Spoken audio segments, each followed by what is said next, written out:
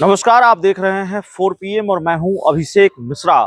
देखिए, आरक्षण के मामले को लेकर बिहार सरकार को सुप्रीम कोर्ट से बड़ा झटका लगा है और सुप्रीम कोर्ट का ये झटका बिहार सरकार के लिए, नीतीश कुमार के लिए भारी मुसीबत बन चुका है। आने वाले दिनों में ये मुसीबत और बढ़ सकती है। आरक्षण को लेकर विपक्ष आरजेडी कांग्रेस लगातार सरकार को घेरती रही है।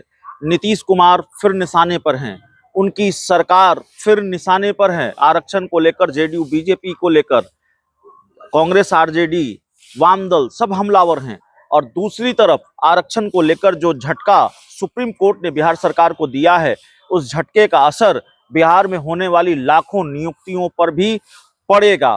बिहार सरकार ने 2015 में आरक्षण का दायरा बढ़ाने का नियम बनाया था, नई आरक्षण कानून बना था बिहार में और आरक्षण का दायरा बढ़ाकर 50 से 65% किया गया था। पहले हाईकोर्ट ने इस फैसले पर रोक लगाई और अब सुप्रीम कोर्ट ने हाईकोर्ट के इस फैसले को बरकरार रखा है। वहां से भी राहत नहीं मिली है बिहार सरकार को।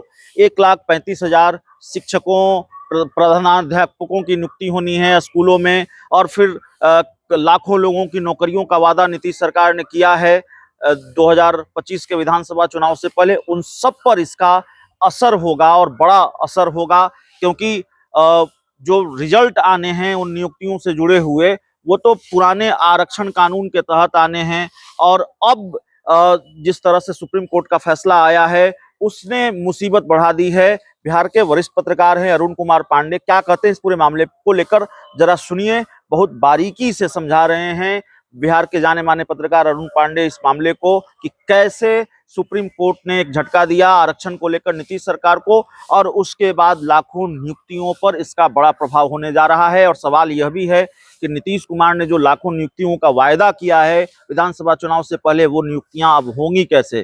देखिए, मैं मानता हूँ ये बात ठीक ही आपने कहा कि मुख्यमंत्री नीतीश कुमार के लिए एक झटका है कि उन्होंने आरक्षण की सीमा जो 65% की थी 50% से अधिक बढ़ाया था, तो फिर हाईकोर्ट ने निरस्त कर दिया और सुप्रीम कोर्ट से भी राहत नहीं मिली।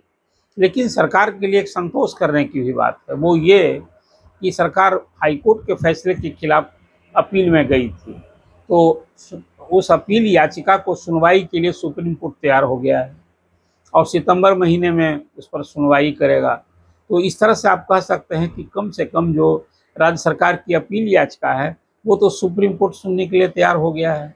हाँ, भले ही राहत नहीं मिली हो कि बिहार में जो आरक्षण की सीमा बढ़ाई गई, जो 50% से 65% किया गया, वो राहत नहीं मिली है, इसलिए कि श्रेय मिलने वाला था कि बिहार सर्वाधिक आरक्षण लागू करने वाला प्रदेश हो गया। 65% पिछड़े, अति पिछड़े, अनुसूचित जाति और जनजाति के लिए और 10% अगड़ी जातियों के लिए, जो संसद से पारित कानून के तहत पूरे देश में लागू है।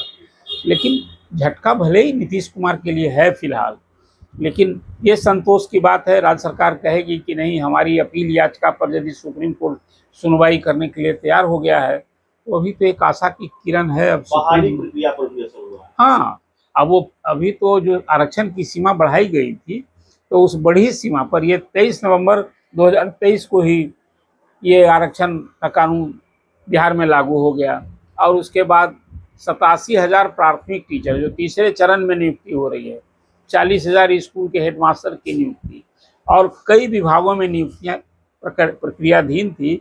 1,35,000 ऐसी नई नियुक्ति के रिजल्ट पर फिलहाल रोक लग गई है, इसलिए कि तो बढ़ी आरक्षण सीमा के आधार पर नियुक्ति हो रही है। एक तो असर ही हुआ है और फिर नई नियुक्ति भी होनी है। 5 लाख जो मुख्यमंत्री ने वादा किया है कि विधानसभा के चुनाव तक हम 5 लाख नई नियुक्ति करेंगे। तो फिलहाल अब तो सवाल है कि जिस नए कानून के लिए सरकार कानूनी जंग कर रही है, लड़ रही है सुप्रीम कोर्ट में, तो पुराने कानून के आधार पर जो 50% के आधार पर शायद नियुक्ति की प्रक्रिया शुरू हो, बढ़े।